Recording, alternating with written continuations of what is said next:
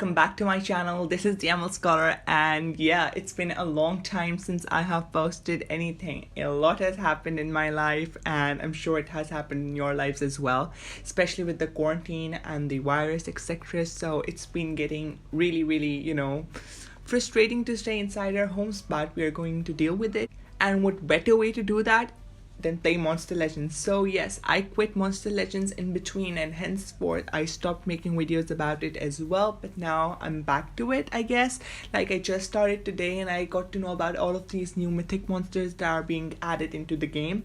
I for one do not have mythic monsters as of yet, so I'm trying to get into it. Now I have read about all of the mythic monsters that have been released so far, and so far so good. Like, they have amazing stats and the skills are mediocre, so you could say that I am not a huge fan of him right now, but since they have a huge amount of levels and they're quite easy to get right now, so I am on the fence whether I like them or not. And speaking of mythic monsters, we have another mythic monster that's coming, and hopefully this will be my first mythic monster, so I am kind of looking forward to it. But since what I've read about him is not been so good, so he's like mediocre earth monster, so more about that later.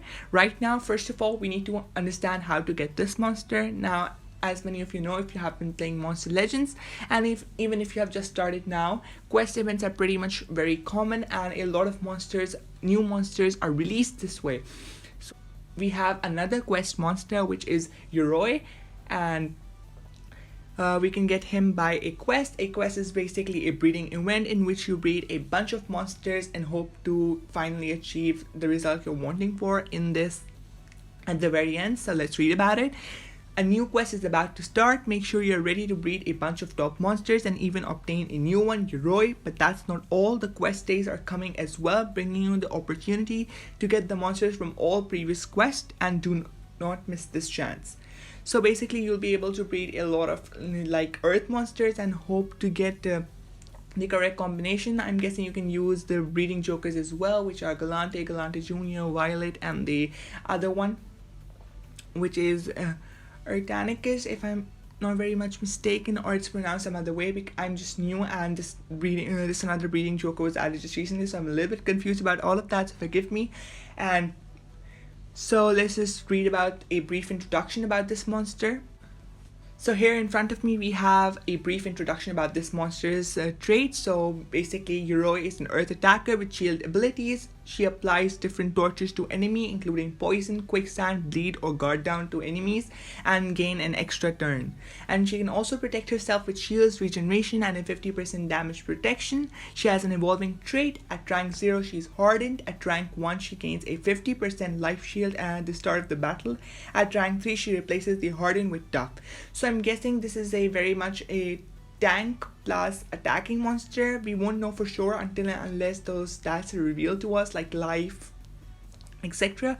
So what I'm seeing right now from just reading this, now this is my first overlook on this monster, so I'm getting new information as well as you guys are. I haven't read this previously, I'm just reading it now. So what I can gauge from this right now is that basically this monster may or may not be a tank, or may have, status casting effects like poison, bleed, and quicksand, which is written here. Now whether these are AoE or just for a single enemy, it is yet to be seen. So the trait right now I'm feeling is a bit mediocre, like hardened at rank 1 and etc., especially considering how hard it is to rank up these mythic monsters from mythic amber, etc.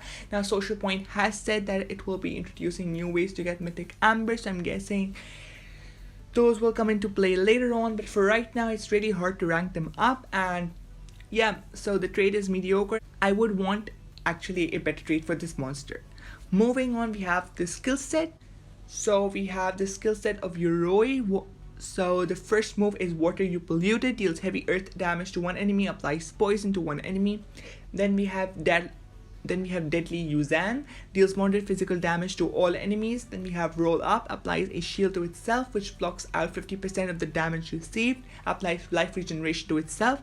Then we have Rolling in the Dust Cloud, deals moderate earth damage to all enemies, applies quicksand to all enemies, requires cooldown. now that I have read all of these skills, so there's nothing really special about them. We have had a lot more complex monsters than that, at least from what I remember in those days. Like the Forsaken monsters, they were just crazy good. And right now, from what skills I'm seeing, they're really mediocre. These were like original throwbacks to monsters that were released very previously early, with some added effects as well. So the only move I see worth running right now, just going over these four skills, is Rolling in the Dust Cloud. And reading all of this has also made me realize that this monster may not be a tank, but instead be an attacker, be an earth attacker. I would really consider running Rolling in the Dust Cloud. And then another thing is Roll Up applies Sheet to itself, which blocks out 50% of the damage received, applies life regeneration. I would also consider running that as well, because this monster, as you know, mythic monsters have huge life stats, so this might be very useful as well. Right now I'm not recommending any movesets unless and until I see, you know, all of the skills, and then when the stats come in, my preferences may or may not change, so we'll be looking forward to that as well. Then we have Cuteness Activated. I actually really like that name, because right now they have simplified the skill names, you know. Okay, I might be wrong, because I see his skill like Lecoup to Parapluie, whatever that is. I'm sorry. We have Cuteness Activated, which applies guard down to one enemy, gives one extra turn to itself, requires cooldown. Now, I wouldn't consider running this skill because, you know, a lot of monsters have anticipation, etc. So I don't know how many mythic monsters right now have anticipation, or if they do not have any anticipation, but you can expect monsters with anticipation in a competitive environment. So I would be wary of, you know, running that. Then we have Sharpen the Scales, that applies guard down hater and applies a 50% life shield to itself, requires cooldown. So like I said, this monster is a mix of tank and attack, so I'm really liking the combo. Then we have the skill that I said that is really hard to pronounce, so if I butcher the pronunciation, which I probably will, forgive me. So we have Lecoup do Parapluie, which I don't know what that means, but we'll move on. Deals very heavy earth damage to one enemy, applies bleed and quicksand to one enemy, requires cooldown. Again, very simple, very basic skills. Then we have Yellow River Water, deals heavy earth damage to all enemies, applies poison to all enemies, requires cooldown. Now this move is very similar to the move we encountered previously, which is Rolling in the Dust Cloud, except Rolling in the Dust Cloud applies quicksand and this one applies poison. Now I would consider running this move over that move, because even though Yellow River Water deals heavy earth damage, I would want it to apply quicksand rather than poison, because right now a lot of monsters are immune to poison and not that many are immune to quicksand, but I do not know the exact ratio, but that's what I think it is. But yeah, I would personally run that skill, or I could run both. Yeah, I could also consider running both, looking at there are not a lot of skills here. But let's just move on to special, then I will discuss all of the skills in detail. Then we have Holiday Armadillo, which is the special, deals very heavy earth damage to all enemies, applies bleed and poison to all enemies, applies a 100% shield to all allies. This is very good special, considering that this monster is mythic and considering that you may have other mythic monsters in your team.